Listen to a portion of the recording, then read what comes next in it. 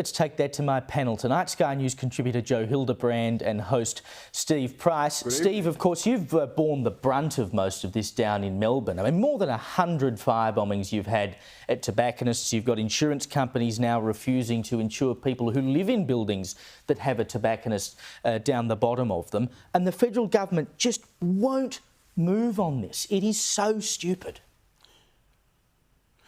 Yeah, look, they don't understand. I mean, there's a firebombing of a tobacco shop every night pretty much in Melbourne, and that's been going on, Caleb, I now think probably for 4 or 5 years. I mean, it is bloody dangerous. And I tell you what, there's shopping strips. I mean, you mentioned how many of these tobacco joints are around. Up and down, say, Chapel Street in Windsor and Prahran, every second shop's a tobacconist. Yep. And you can just walk in there and obviously, clearly, you can purchase an illegal product. Now, the police have not got the resources to shut those shops down. They don't seem to have the will either, and the state government certainly doesn't have the will, neither does Canberra. It's a dangerous criminal activity that they just refuse to accept is happening. And you're quite right, we could all see this coming. I mean, who's going to go into the IGA or to Woolies and pay $57 for a packet of cigarettes? No one's going to do that if they know they can walk next door and get the same packet, as you said, for $20. And I feel so sorry, Joe, for the states, because, you know, the states get saddled with having to enforce all of this, but it's not their fault that the federal government is so greedy that they say, well, we want more and more tax. But the reality now is the tax is going backwards because everyone is buying the illegal stuff anyway. Like, you would think even from the bottom line, the budgetary bottom line, they'd start to go, oh, hang on, this isn't working.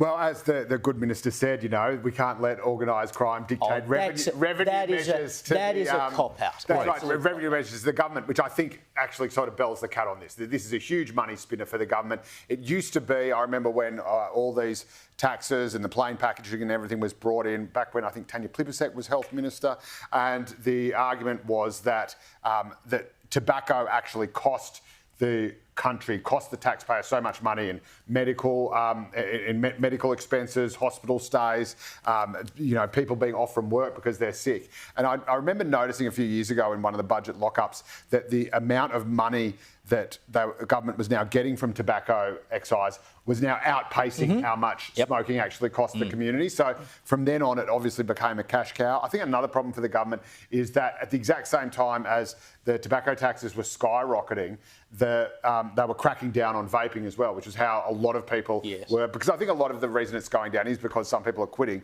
But again, the easiest way for pretty much every smoker I know to quit has been to transition to vaping, and they were making that harder, putting up more regulatory hurdles at the same time. So it was a perfect storm.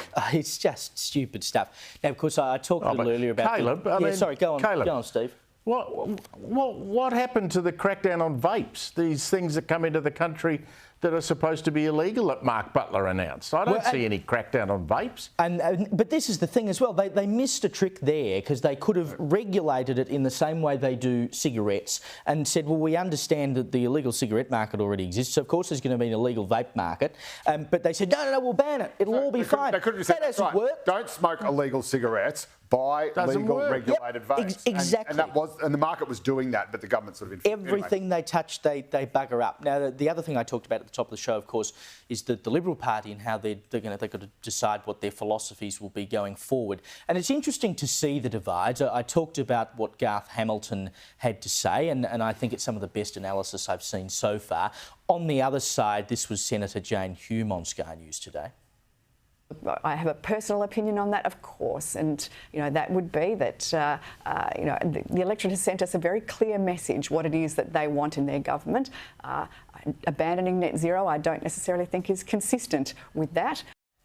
I mean, Steve, do we really believe that everyone went out and voted for Labor because they couldn't, you know, bear the idea of net zero not existing? I don't think that had anything to do with it. No one's marching in the street for net zero. I don't care what any Labor minister says or what Chris Bowen rattles on about. It's simply not, that's not the issue. I mean, the Liberal Party have got to wake up to themselves, and Jane Hume needs to as well. I mean, have a look at the train wreckage around the country. I mean, put to one side for a moment that awful election loss and how devastating that was. Have a look at WA. The Liberal Party basically doesn't exist. They've got, You know, they've got 2 or 3 members in the state parliament. Basil Zemplis is trying to fix that up. In South Australia, in Adelaide, the Federal Liberal Party don't have 1 seat in yours and my old hometown, Caleb. I mean, that is just something that, growing up in South Australia, you could never imagine that would be the case. In Victoria, the state opposition's hopeless. They pretty much lost every booth in Adelaide, let alone every seat, which is just extraordinary. I mean, I grew up in the seat of Sturt. That was always a Liberal seat. I mean, Adelaide had a divide, as you know. The eastern suburbs and the inner southern suburbs were always Liberal territory. Port Adelaide and the western suburbs were different. But, I mean, the Victorian state opposition, they spent all of their time throwing more redeeming out of the party and not worrying about trying to win an election. Dan Andrews won 3 elections in a row in Victoria. The Liberals never got within a sniff. So it's not hard to work out what's gone wrong here. The Liberal brand is completely stuffed, and if they don't realise that themselves, how's it ever going to be fixed? Yeah.